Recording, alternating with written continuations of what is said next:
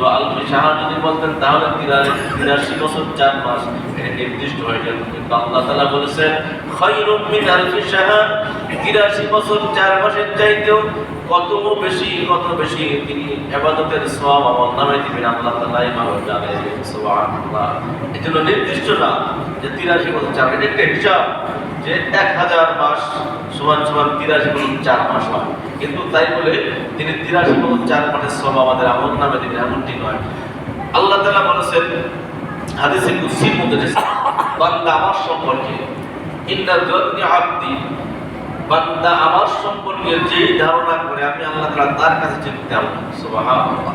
আমরা যদি আশা করি আল্লাহ তাআলা এক রাতের শবে কদরের ইবাদতের সওয়াব শুধুমাত্র 1000 মাস নয়, লক্ষ কোটি গুণ হাজার মাস সওয়াব তিনি দিবেন, আল্লাহ পাক বান্দাকে তাই দান করে দিবেন। সুবহানাল্লাহ।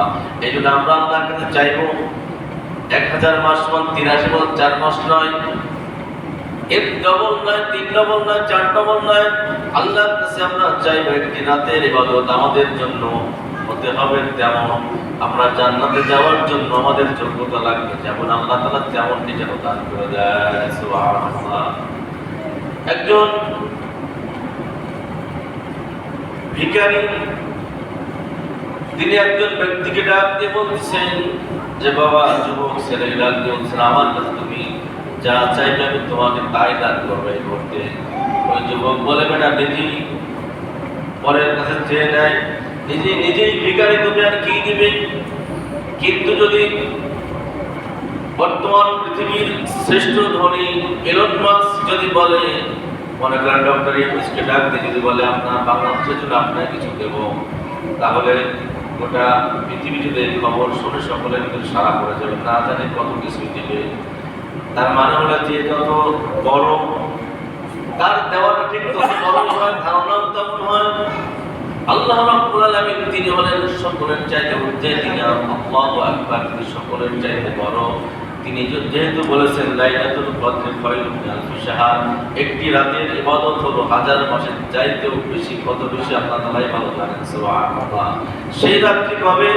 রমজানের প্রথম দশকে নাই, শেষের দশকে নাই, মাঝখানের দশকে নাই, শেষের দশকের মধ্যে আল্লাহ তাআলা লুকায়িত করে রেখে দিয়েছেন। বিশ্ব নবীকে জানিয়ে দিয়েছেন। নবীজি আনন্দে আত্মহারা হয়ে সাহাবায়ে কিরামের মাঝে সুসংবাদ দেওয়ার জন্য নবীজি বের হয়েছেন যে সেই লাইলাতুল কদরের রজনী মোবারক রাত্রিতে তোমরা ইবাদত করো।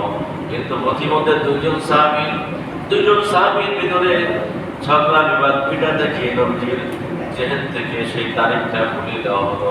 বলে দিয়েছেন কে? আল্লাহ তাআলাই বলে দিয়েছেন। নবী তখন তাদেরকে বললেন সঠিক সেই তারিখটা আমি নিশ্চিত বলতে পারতেছি না, তবে এতটুকু মনে আছে তাহাররু লাইলাতুল কদরি ফিল বিদ্রি মিনাল আশরি মিন আওয়াখির রমাদান, রমাদান মুবারকের শেষের দশকের বেজোড় রাতগুলো তোমরা সেই রাত অনুসরণ করো। সুবহানাল্লাহ। শেষের রাতগুলো রমজান মুবারকের শেষের দশকের বেজোড় রাত্রিতে সেই লাইলাতুল কদর তোমরা অনুসরণ করো। লাইলাতুল কদর রজনীর বৈশিষ্ট্য হলো মোট 5টি। কয়টি? 5টি বৈশিষ্ট্য দিয়ে এই 5টি বৈশিষ্ট্যের কারণে এই রাতের দাম আল্লাহ তাআলার কাছে এত বেশি হয়ে গেছে।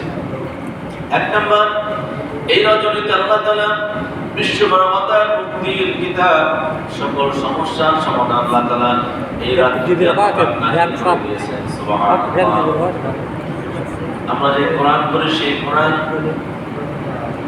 পবিত্র রমজান মুবারকের লাইলাতুল কদরের রজনীতে নাযিল করা হয়েছে। এই জন্য যেই রাতে কোরআন নাযিল হয়েছে সেই রাতের দাম কম না বেশি হবে। বছরের 365 দিনের ভিতরে সবচেয়ে শ্রেষ্ঠ দিনের নাম হলো আরাফাতের দিন। 12টি মাসের মধ্যে শ্রেষ্ঠ মাসের নাম হলো রমাদান মুবারক। সপ্তাহের 7 দিনের ভিতরে শ্রেষ্ঠ দিন নাম হলো জুমার দিন।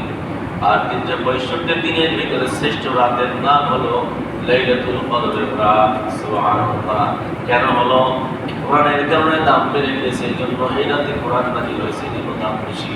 এই জন্য এই রাতে ইবাদত করলে আমরা আমার আমল নামায় হাজার মাসের চাইতেও বেশি আমাদের আমল নামায় সওয়াব হবে। সুবহানাল্লাহ।